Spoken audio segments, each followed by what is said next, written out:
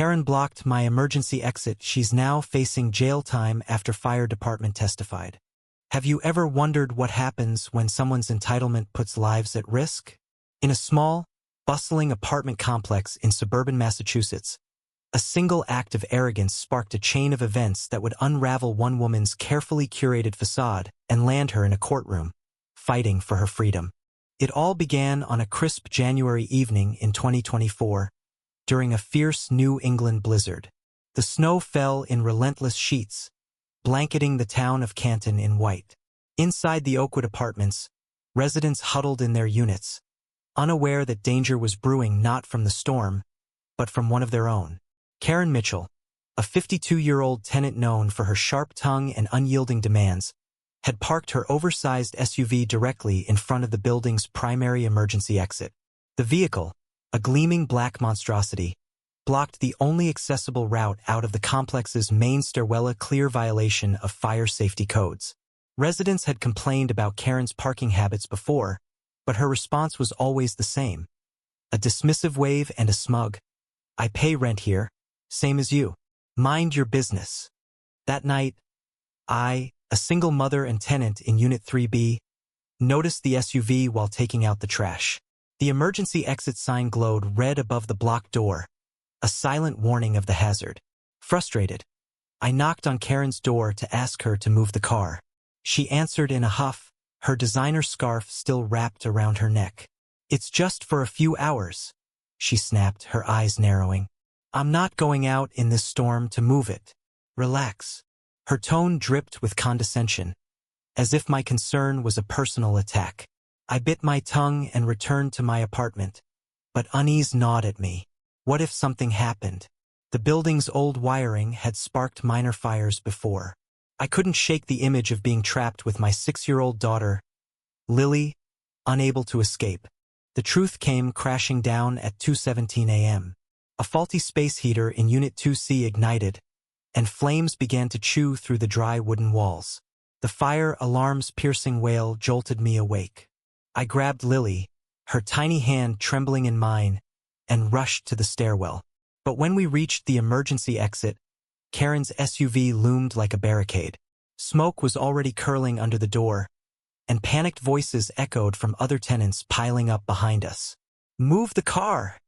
someone shouted, but Karen was nowhere in sight.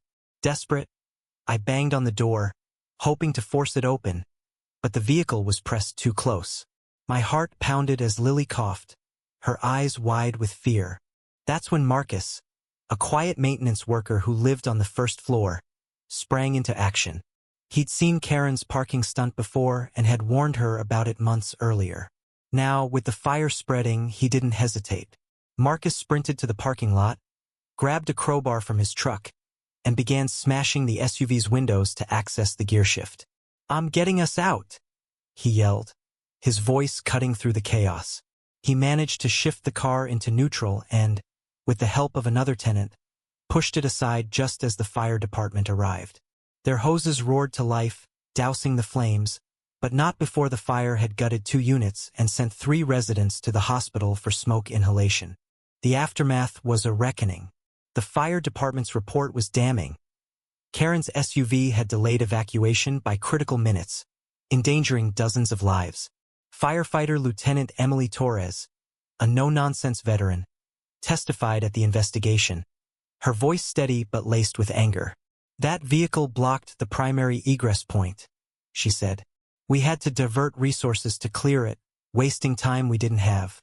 People could have died." The report cited OSHA and NFPA guidelines, which mandate unobstructed emergency exits at all times, and noted that Karen's actions constituted a severe violation. The fine for such a breach could reach $100,000. But the legal consequences didn't stop there. The district attorney, sensing public outrage, charged Karen with reckless endangerment and obstructing an emergency exit, a misdemeanor that carried up to a year in jail. Karen's defense was as audacious as her parking. At the trial in April 2025, she took the stand, her perfectly manicured nails tapping the podium. "I didn't know it was such a big deal," she claimed, her voice quivering for effect. "It was snowing so hard, and I was just trying to keep my car safe. She painted herself as a victim of circumstance, blaming the apartment management for not marking the exit clearly enough. But the prosecution wasn't buying it.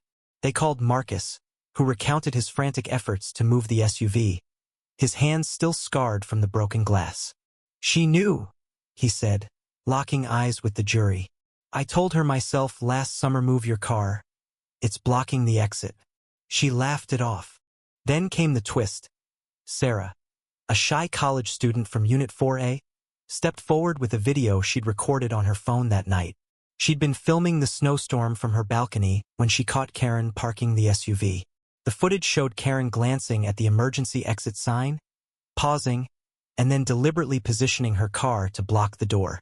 The courtroom gasped as the video played, Karen's face paling.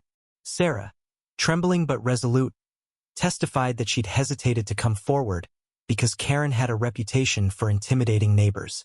"I was scared she'd make my life miserable," Sarah admitted, her voice barely above a whisper.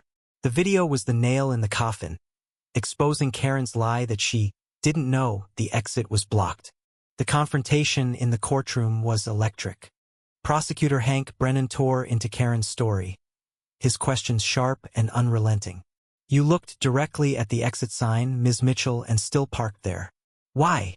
Karen stammered, her composure cracking. "Two didn't think it was serious," she said. But the jury's faces hardened. Brennan presented photos of the fire's destruction-charred walls, melted furniture, and Lily's singed teddy bear, which I'd clutched as we escaped. He asked Karen if she understood the terror she'd caused. She mumbled an apology, but it rang hollow. The jury deliberated for just 3 hours before delivering a guilty verdict on both charges. Karen's downfall was swift and merciless.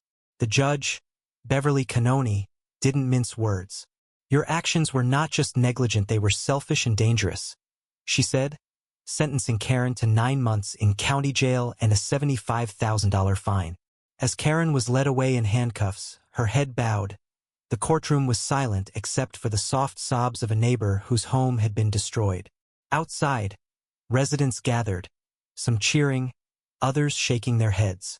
Karen's reign as the complex's self-appointed queen was over, her entitlement reduced to a cautionary tale. But the story didn't end with Karen's conviction. The fire exposed deeper issues in our community: apathy, fear of confrontation, and a lack of accountability. Marcus, hailed as a hero, started a tenants group to advocate for better safety measures. Sarah found her voice, inspiring others to speak out against bullies like Karen. And I, forever changed by the sight of my daughter's frightened eyes, began volunteering with the fire department to educate others about safety codes. The blaze that could have killed us sparked a fire of resilience, proving that even in the face of arrogance, community can prevail. What do you think? Did Karen deserve her punishment, or was the system too harsh on a moment of bad judgment? Share your thoughts below.